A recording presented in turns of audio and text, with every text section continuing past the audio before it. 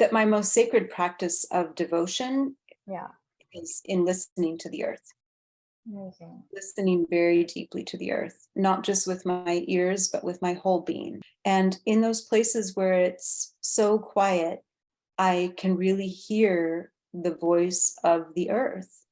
And I make it my not just my business, but my life's work to tune in to the messages that she's sharing and to bring those forward and to Exactly. make my decisions about how I'm living from not only my needs, but also hers.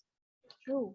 I think the concept of being an ambassador is basically more like, because you have done the work, you have the opportunity to go to these places and connect with the earth in such a way and draw from it, and then use your expressive art or whatever forms to share that with all of us.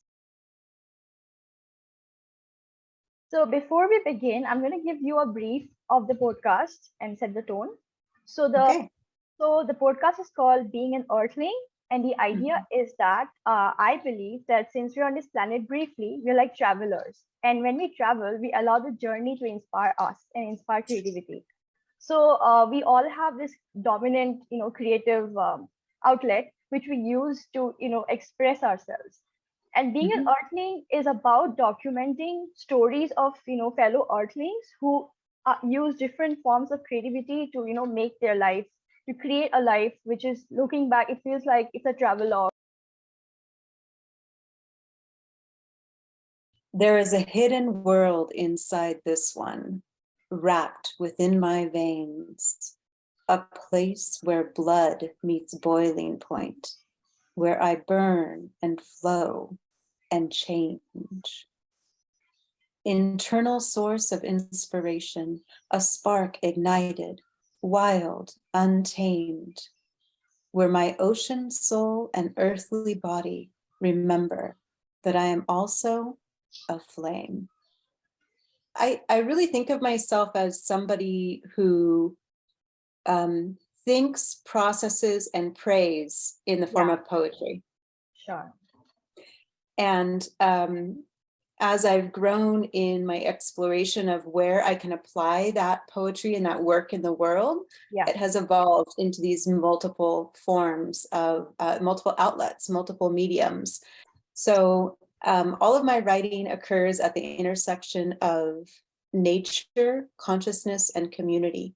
And for me, community doesn't just mean the human world, but it also means our more than human kin. It means thinking about how we are in ecological community with the plants and every beating heart around us, how we are dependent on the microbes in the soil, and having healthy air and clean water to make up the cells of our body and also make up the community of plants and animals that feed us.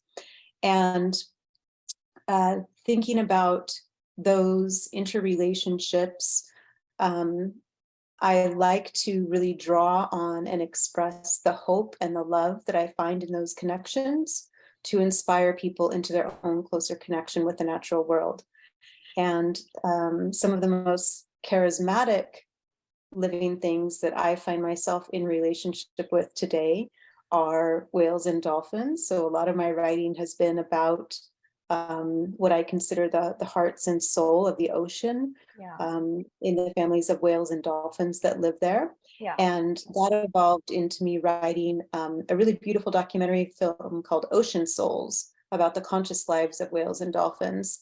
And that film traveled the film festival circuit in 2001 and was the winner of 16 awards in festivals globally That's before amazing. it was released widely onto Amazon and Apple TV and is now available globally.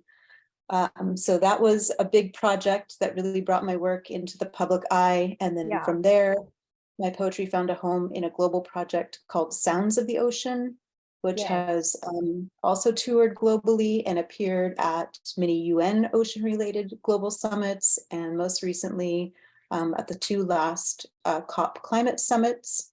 And again, just inspiring delegates to think of the experience of whales and dolphins in our oceans as ancient wisdom keepers, as they're thinking about the health of our oceans going forward. And like when you talk about connection, especially with the marine world, right? Not necessarily just the ocean, but also the animal life, underneath. So what was Yep. like, if what was one thing that you keep with yourself, you learn from the ocean and the wildlife there, that really contributes to your life purpose, and that's something that you borrowed from them and that you apply in your everyday life. Is there any message there? Absolutely. It's the message of community. It's, I mean, just if we're thinking about whales and dolphins specifically, so many species of dolphins in particular are obligatorily social as human beings are, which means that they have no capacity to survive past infancy and childhood Mhm. without the care of an extended family. Yeah. Their lives depend not only on the food provided to them, but also the love, the Mhm. emotional nurturing, the protection, and the cultural learning.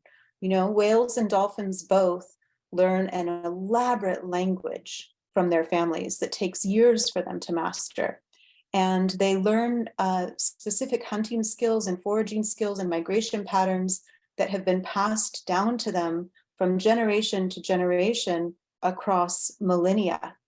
And when I think about the true wisdom of whales and dolphins, every whale in the ocean alive today has learned everything that it knows from its mother. And that animal in turn learned everything she knew from her mother, and she from her mother. But that line of matrilineal wisdom goes back in an unbroken chain for nearly 35 million years that whales and dolphins have been in their present minds and bodies. Yeah. In comparison, we as human beings have only been in these brains and bodies for about 200,000 years. Yes. So when I think of whales as carriers of ancient wisdom, I mean that in a very literal way, that they have been balancing the physical and spiritual ecology and the ecological operating system of our oceans for tens of millions of years, while we are just a very recent, blip on the screen, as it were. So that's why I'm so inspired to really dive into their wisdom now and help bring it forward on their behalf with Yes. messages about community and about compassion, about how we must rely on each other, not just you and I, but on our extended systems of kin, Mhm. humans, animals, and nature herself for our survival on this planet. Definitely. I think we forget that as a human race progresses, that we have evolved, like oceans and water came before us, and then the humans came Absolutely. after that, right? So, and like you said, the knowledge sharing that happens, that's also within ourselves, even at a microscopic level, right? We tend to ignore that connection, and we tend to forget Right. that, like, the more we progress, like we have, artificial intelligence, which is adapting using the same method of learning from our peers to evolve. And as a human race, we just get so detached from nature, and detached from oceans, especially as all sorts of natural surroundings. So what Mhm. do you think, like how do you think art, creativity, that what, because we are creative people, can what role do you think they play that in bringing back this connection, like because with earthlings the idea is to draw from nature and to Mhm. learn from nature and implement what we already know in what nature already teaches us, and use that to improvise our life experience. So as an artist of different forms, well, Mhm. how do you think that art can play a role in reconnecting us with nature and the wild? Absolutely. Absolutely. And I think that it's about drawing and building that bridge between the mind and the heart. Sure. That is the role that art can play. And that is really what I seek to do in a very active way with my poetry, to help people to remember, reconnect Yes. with their relationship with nature. And not just to learn how their lives and well-being are dependent on nature, but Yeah. also to learn how her well-being is dependent on us and the Exactly. decisions that we make, that it's a reciprocal relationship. And as you mentioned, the ocean is our source. And for many, many years, I have thought of the ocean as a mother. You know, it quite literally, the oceans are the mother of our biological experience on this planet. You know, our human blood is made up with the same salinity as the water of the oceans. You Yeah. know, our experience before we emerge from our mothers is like being bathed in this warm sea. And Yeah. it's an experience that we share with every single mammal born on this planet. And so I write poetry, like one of my favorite ocean poems is actually entitled Our Mother, Yeah. um, Would you? that Yeah. draws people back into that connection and that experience of being cared for by nature, and also calling for their attention to care for her in return. Our Mother, who art an ocean, hallowed be her name. She makes our air, she loves, she cares. She rocks our boats and sweeps our beaches with waves. She makes you feel something as you watch her storms brew, or even in soft seas, watch her shimmering light change.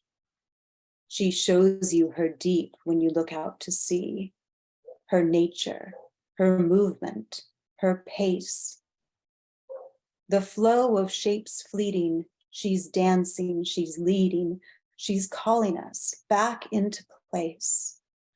Because we belong here together, a common purpose in service, in healing, in moving with grace. So let us listen to the sea's needs, shift our focus back to nature. It's time to act now. It's time for a change. Turn our fronts back toward center and lean in together. Feel the light warm us, hearts rearranged. We'll flow in reciprocity. She'll care for you while you care for me. This is how we can make being human on Earth more humane. Wonderful. Especially like how you come to a crescendo of a conclusion when you said this how we become more human by learning from Mother Ocean, right? That's such a wonderful, it is so beautifully captures the exact essence of being an earthling. We draw from our experiences from the natural world and apply it into our, the choices we make on our personal level and improvise a life experience.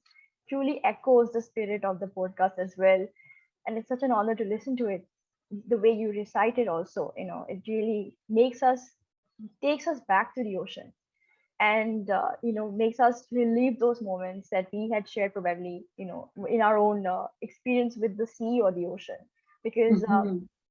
yeah, like you're right, the way that because the ocean is something which came before us, and it really is Yeah. like our mother. It is our mother, and we have to understand that like you said, it's a reciprocal relationship. So, Mhm. since you're talking about oceans and dolphins, why particularly oceans? What was the reason why you were drawn mostly to oceans specifically? Yeah, I mean, I think that those the deepest reasons for my connection with the oceans have to do with my not only my biological makeup but my soul makeup, right? My astrology, both in the Western tradition and the Vedic tradition, is so heavily entrenched in the water. Many of my sun and then many of my other planets are housed in water signs, Yeah. and from the time I was a tiny, tiny child, I've always loved water, always been fascinated by water and nature. And I can remember being a child of 6 or 7, and I used to swim with the swim ring that you dive down to the bottom of the pool for. I used to put that around my ankles so that I could pretend that I have a tail, so I could learn to swim like a whale or a dolphin from the time I was a little kid. Or mermaid. Yeah. So my Yeah. imagination and Yes. my heart were always with the sea. And as I began to grow up and encounter whales and dolphins in the wild, and then as I became older and more adventurous, I began to travel around the world and eventually pursued a course of wildlife fieldwork that took me into the Pacific Ocean and the Indian Ocean and Oh, other parts of the islands of Hawaii and the islands of the Seychelles, where I've been lucky enough to encounter so many different species of whales and dolphins in the wild. And that's where my real actual personal connection with those animals began when I began to spend time underwater with them. Yeah. Not only to see them from a distance, but to see them up close, to experience eye contact with them, to hear their sounds, and to really begin to explore the layers of conscious connection that occur when we are face to face with a wild animal who is investigating us with as much curiosity and care as we're displaying towards them. Yes. So when you could have been doing anything, why did you specifically choose this line of work? Specifically chose, to be a poet? Like, what was your, what inspired you to choose whatever you do right now? When you could have been doing anything under the sun.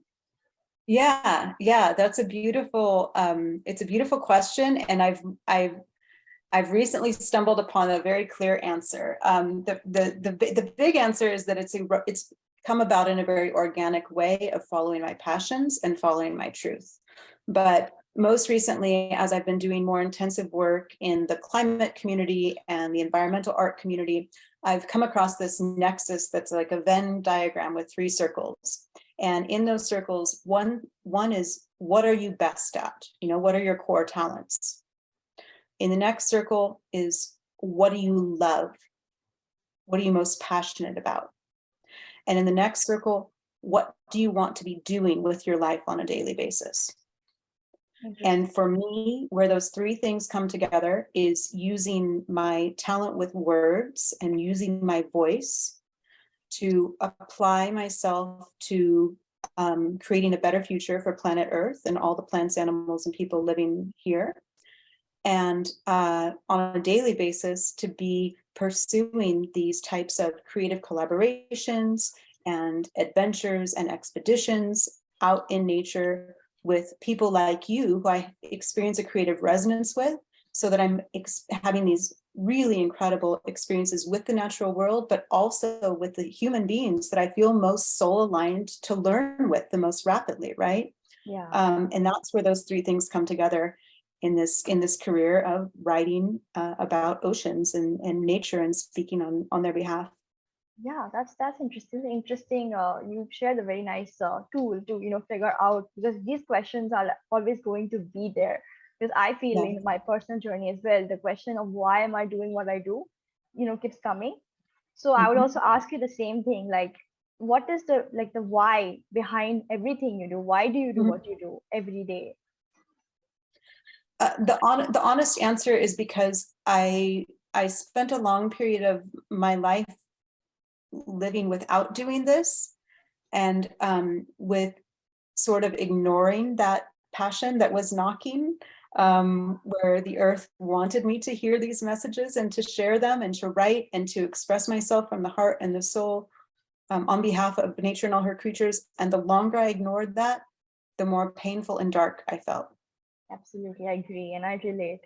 Yeah. And so I have literally rearranged my life and my time availability and my finances and my family schedule to help me pursue this for the time being, to ask for and create the support that are necessary for me to do this job. And I hope to dedicate myself to it for as long as I'm able. True. I think when we do like something that really inspires us to do something, inspired from within to do something, I think that's what our truth is. It really makes us feel alive in a true sense of the term. When I'm on my mat or when I'm in meditation, the voice of my brain finally gets quiet, and then the voice of my heart and of my body has the space to speak. And that's where my poetry comes from. So I know that I can only create when I have some sort of container of quiet space in order to do so. And that quiet isn't just external, it also has to be internal for me. I have to quiet the noise of what's happening in my mind. And yoga and meditation are the fastest 2 pathways to that for me. I mean, when I started writing poetry in quantity, I was mama to 2 young babies. I, at that point, had boys that were 4 and that were 1. And it literally was hard for me to find 10 minutes of quiet in a day, much less an hour. And that's when I started bringing my notebook with me to yoga practice. If I ever was able to attend a yoga class, I had my notebook with me on the mat. And whatever thoughts or words arose, those became lines that went into the book, and those became poems. And I found that whenever I went into practice with no intention of creating, just with the intention of becoming settled, that the words that emerged as poetry, one line at a time. And I never knew what was coming next. So I mean that very literally when I say that my poetry has come from within my practice and within my body. And it's also the reason why I have become so prolific at writing poetry, because at that time of my life, I didn't have a space to write a book, but I it get was it. easy to finish a poem. Yeah. And that's where those connections started to really link up and make sense in my daily life. Yeah, and this is something that you said initially with the recording podcast, is that when you were not doing what you really wanted to do, when there was a darkness enables us to, identify light. So when you were in a space of contrast, when you were not doing what you really wanted to do, that actually, prompted you to do more of what made you feel alive. So I feel like, when you said that you were felt like there was not a quiet moment and you were busy, that's why I think that prompted you more to be more find more ways to enhance that connection, like via poetry. That's what I feel like, yeah. Totally. Yeah. And like, because you are aware of poetry Earthlings, right? Every time I'm hosting a prompt, the idea is just to encourage that. I have been feeling like poetry is the quickest way to get back in flow, like, which is in and nature poetry specifically, like, because nature is always in a state of flow. And when we write poetry up inspired by nature, it's very quick to get into that state of flow. So that is my personal experience. And I wanted to ask you if you also believe that, like, poetry has that power to really heal and really, like, help us, reconnect with our truth. Because in your case, like, you can reconnect with use nature, but you also feel like poetry also about nature specifically helps one, get back into the state of flow. Yeah. I mean, I'm actually going to answer that question with a poem, Sure. because it speaks to everything that you just touched on. That experience of being in darkness, which we all, it's one of the universal experiences of being human. We all spend our some amount of time in our lifetime experiencing loss, experiencing heartbreak, and I think that poetry is really an artistic quest to share the unshareable or explain the unexplainable. And when I am experiencing a challenging feeling in particular, or even a glowing, wonderful feeling that feels too impossible to explain, that emotion feels too impossible to explain, that's where I think it begins to emerge in poetry. And in this particular case, I began to write about the experience of darkness. And I looked at how I can connect that to the natural world. And I began thinking about the night and the moon. And so the poem that emerged is this. All this time, this long, long night, I thought I was the moon reflecting your light, until I found a darker sky, and I still made it bright. Now I know that I'm the sun. I make my own light. I still have my love for the moon, right? I still have my experience of feeling the sun on my skin. And it makes the ups and downs of human life feel much less daunting when I can connect to the eternal in that way. True. I completely relate to it as well, because like I said, spinning the sun on the skin, it's really uplifting. It's so simple, like, or writing poetry about the moon. It's so, like, the simplest thing ever. The moon has been there forever. It's effortless. And it's like the most abundantly replenishing experience ever, So if you were to give a generic advice to the human race on how to reconnect with nature on a daily basis, how would that be? Like, there's something that you could follow this particular ritual, or make a choice like this every day. What would your advice be?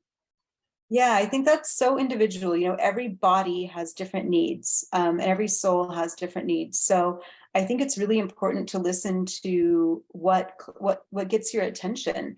And I think it would be to find what in the natural world brings you pleasure, right? Even if you don't consider yourself an outdoor person, or even if you live amongst the world's busiest cities, if you love the sound of whales, listen to that recorded. Or if you love bird song, commit yourself to studying or listening to birds. There are birds everywhere, even the biggest cities. That's a piece of nature that's always accessible. If you are really attuned to taste and palate, then explore produce of the world and find the fruit or the vegetable that really makes you feel connected to the earth, right?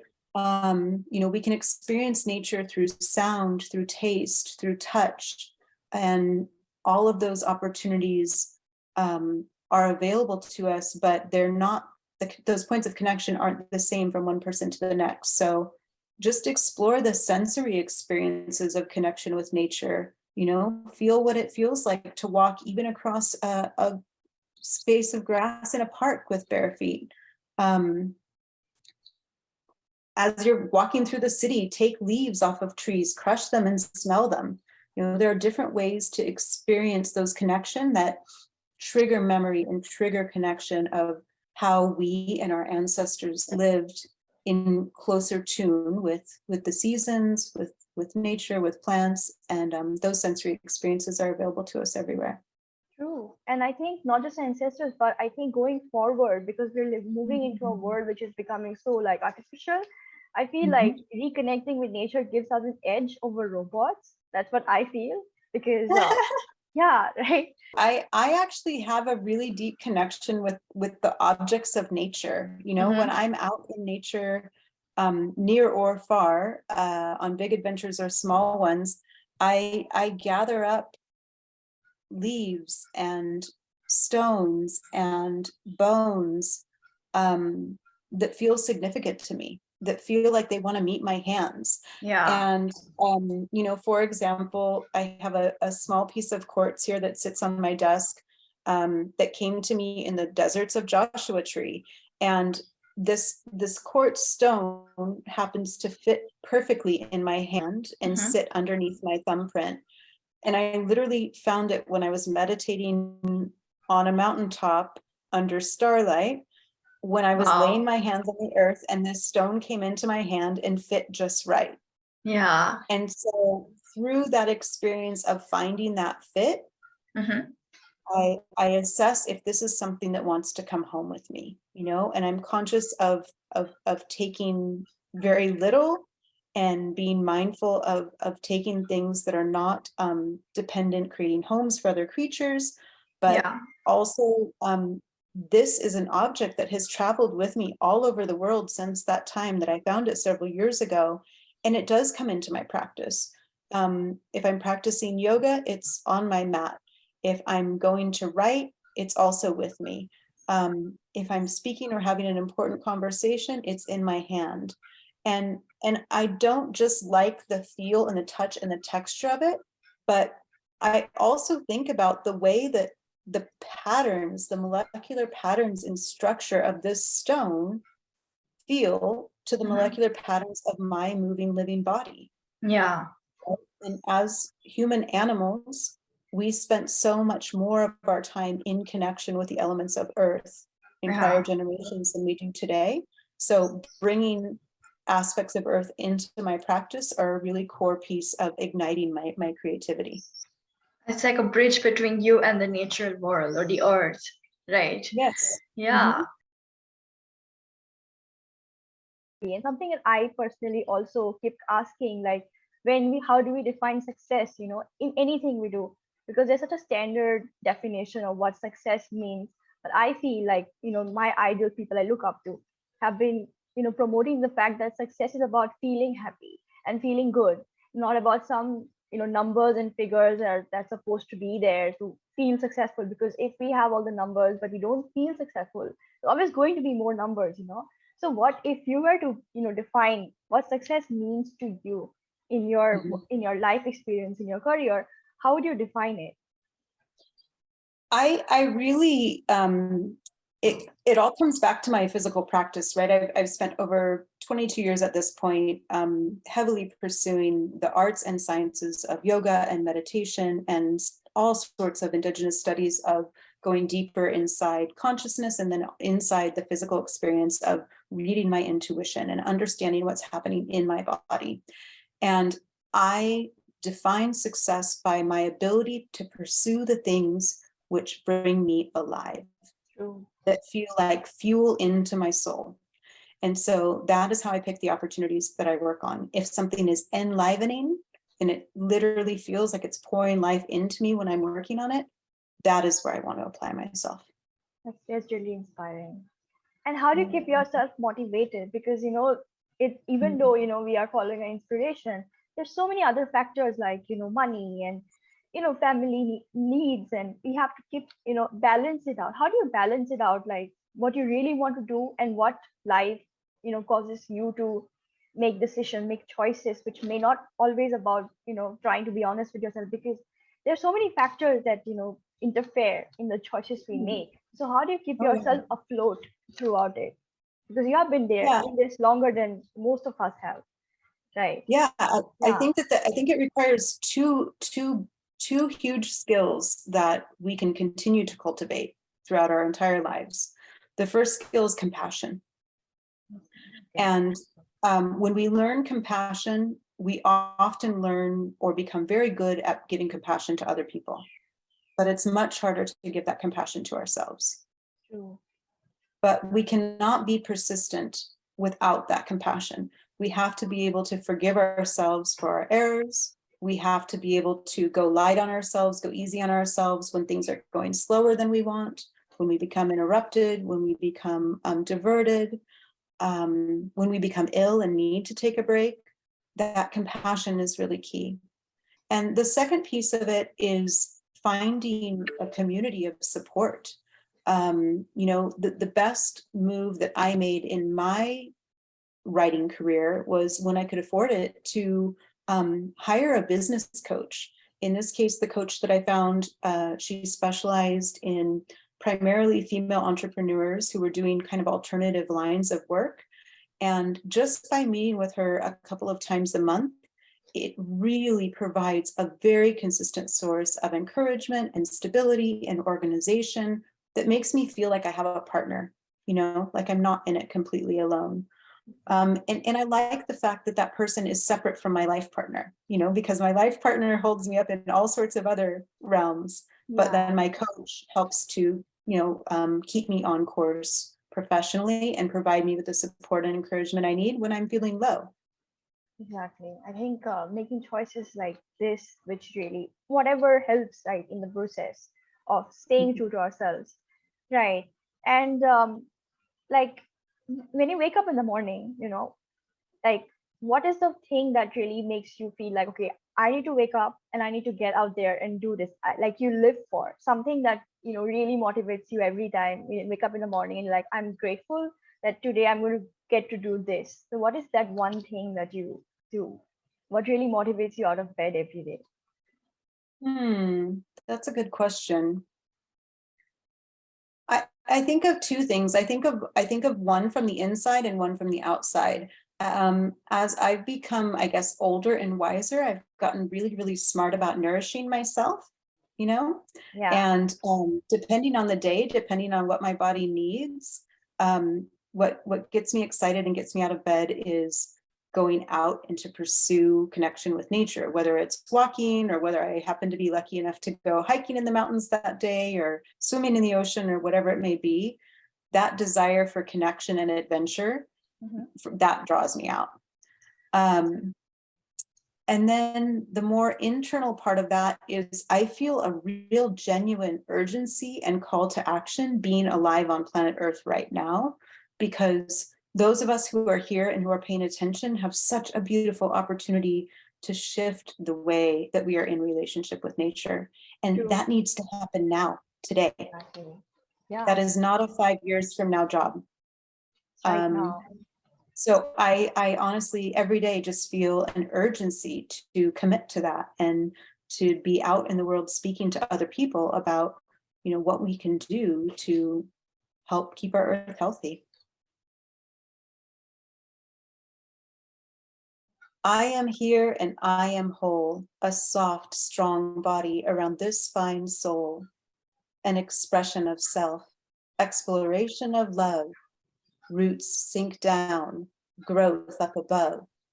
Bring it to earth, love it to life, make it, create it, let it bloom up just right, because life's made of movement, down towards death or out towards art. Choose to plant, grow, or harvest, a whole or a part. We each make our own light and pick how we shine. We look deep and see inward, soul scattered to sky, made up of soil and bright gold starlight, ever-growing love, a heart shining bright.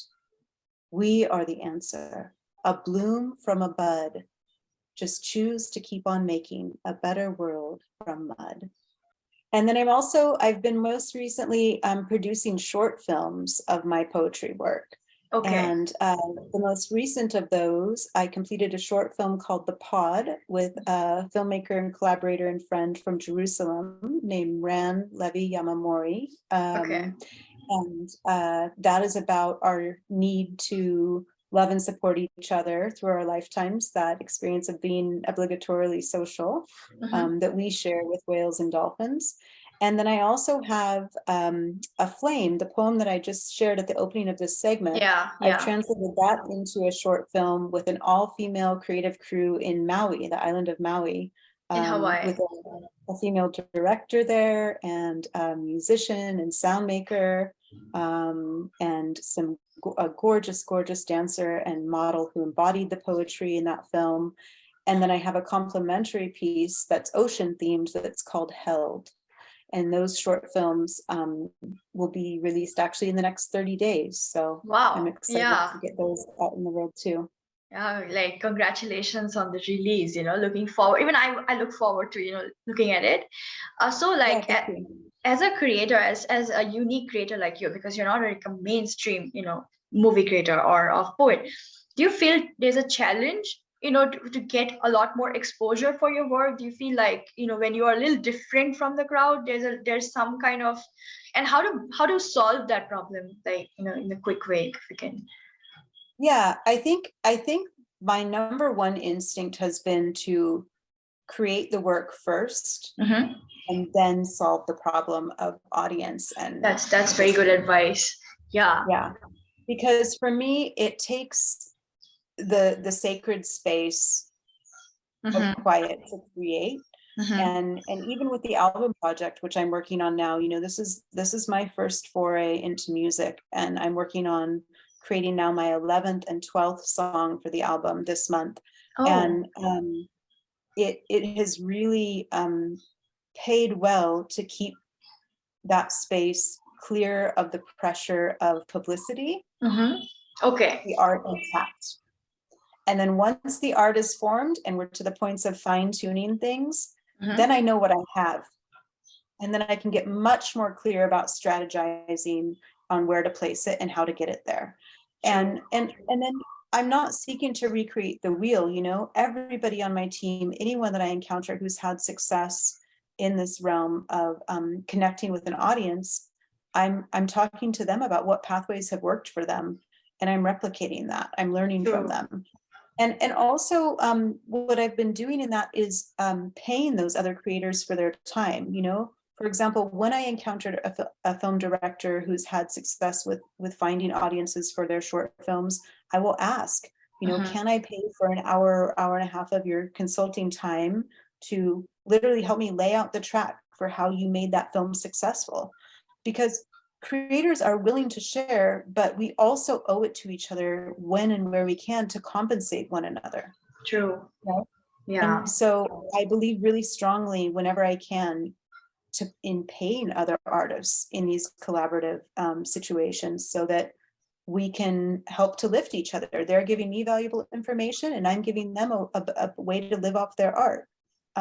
So that's really important. And again, it all comes back to reciprocity, True. I feel like in my personal journey, the concept of community also, adds a lot of value, because sometimes, knowledge sharing, like you said, reciprocity, right?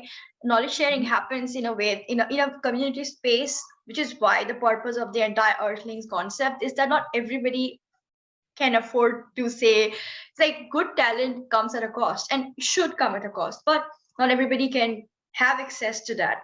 So the idea is to build a community space where, knowledge sharing happens in a way it's win-win, that the person, good consulting a good artist, that artist can, even if they are part of a community, they get benefited, and the person who may not be able to afford this particular, consultation, can also have access to them via podcasts, or creating together, or having a networking space, which is exactly why the purpose of this very podcast, purpose of the entire, Earthlings concept, is that, like, we're having this conversation, you and I have the privilege to have this conversation.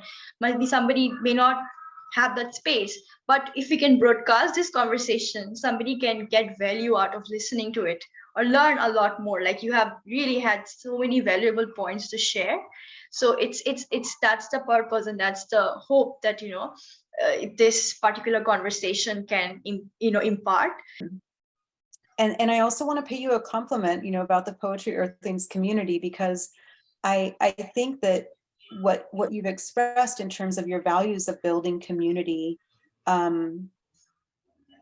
that is the mission that you're on and the mission that you're accomplishing. But I also see a deeper layer of it in the values of how you express yourself on that platform and how you draw people in. You're so persistent about encouraging people and treating everybody present in that space with such kindness and hope.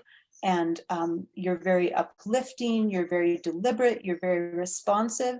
And as a result, the entire community carries that tone. So I have met so many other poets around the world that I still continue to interact with and talk with to this day through your community, because of the way that you've invested yourself and placed your own personal values into that space. It's become a really nourishing, positive, impactful place. So it's really amazing to see you fulfilling your mission in that way, and then also to be part of it. Thank you so much. Such an honor. Like, it's really, like, means so much when it comes from, somebody like you who is, in this journey longer than I have. And thank you so much for such kind words. What happened with me is that in my, whatever I have been in, I have been working briefly, like, it's just less than a decade that I've started doing stuff professionally. But whatever I've experienced in my, is that a lot in today's world, things have become so, like, clinical, people don't really get into the feeling. They're really, like, on the surface. And I have found that to be a little draining, which is why when I, whatever contrast I faced, in my experience, I just felt like if I do this, so it's about putting me there as the audience. Would I like this? If I did this, would I like it? And if I don't like it, how would I like it? So it's more like when I'm building a community, it's very organic. Like, I wanted to embody that, because going forward is something that I would want to experience as a poet. So if I'm creating a community for a poet, what would I want to see as a poet? So it's like solving my own questions and trying to answer them. And I'm really grateful that, it has been of value to you. And going forward, I feel like, we can co-create and take things forward together, because I feel like alone we can only do so much, but like, as a community, it really helps. Not just individual, it helps a community grow, but also individually grow. It's a very win-win concept. And like, you have, like you said, that you have found a lot of fellow poets and creators that you can via my community. At the same time, I have found a lot of inspiration from you as well. And so I think that's where, as a community, I feel like even when you have benefit, I have been benefited via your knowledge, via your poetry and your connections as well. So, and that fuels it, keeps fueling whatever we do, how we evolve, going forward. Because if we don't evolve, it just becomes so stagnant, right? Yeah. And I also think that's the truest definition of community, where everybody has the opportunity to give from the heart, and everybody has the opportunity to receive nourishment. True. And the giving and receiving does not have to be in equal measure from person to person. It doesn't have to be dollars for pounds. True. Right? True. We can move beyond that and really give what we feel moved to offer from our core. And have faith and trust that the community around us will also pour into that, and that in turn we will receive what we need. True, absolutely. And also I think nature is so, like, the example here. In nature we see like all sorts of different entities co-creating, they all need each other. There's this relationship that, they call, every organism needs the other to, sustain and survive. And similarly, in borrowing that and inflicting that into the community building, have a space which is more real to the creator and not really driven by the market or some external numbers or something. So and have valued conversations like this with you. People like you. I think it's working. I mean, I see it working. Your community has been growing, and the modes of how you deliver and share information have been growing and expanding with the magazine, the newsletter, with the podcast. And so, it's really beautiful. Congratulations. Thank you. And thank you for being an, important part of it by, giving your precious time. It's just beautiful that the themes of reciprocity and community and support are woven through our work, through our experiences with nature, through this conversation, through our relationship. And that those are the messages of the earth that I wish to share as an ambassador of the earth. The earth loves us as her own children. True. And she wants to be loved by us as well. Absolutely. And so that's how I like to think about relationship. Giving and receiving in equal measure feels really right to me. So I love being in the types of creative conversations like this one where that reciprocity flows really organically. True.